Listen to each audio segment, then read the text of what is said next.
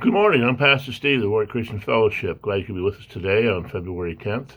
We're approaching Valentine's, a day where we reflect on loving people. And in the book of John, chapter 13, verses 34 and 35, Jesus says, "A new command I give you, that you love one another, just as I have loved you. You also are to love one another.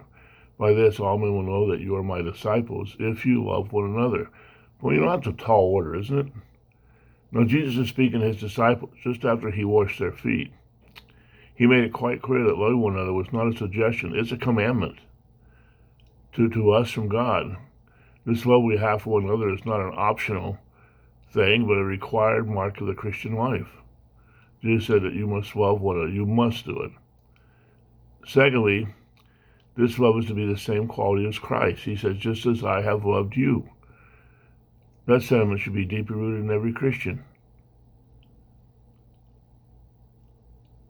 I don't judge my spirituality by comparing myself with others. But by comparing myself, you should compare yourself with Christ. And when you do that, there's only one response, and that's repentance and humility. Because we know how short we fall, we compare ourselves to Christ. He is the standard for us. And the third thing is, Jesus gave the world the authority to judge our Christianity by the way we love one another. Regarding this, a guy named Francis Schaeffer once wrote, "Upon his authority, he gives the world the right to judge whether you and I are born-again Christians on the basis of our observable love towards all Christians." Now, that's pretty frightening to me. This is a pretty high calling, but it will be to the world's good and to our joy to pursue love in our Christian community. That's what God has called us to do.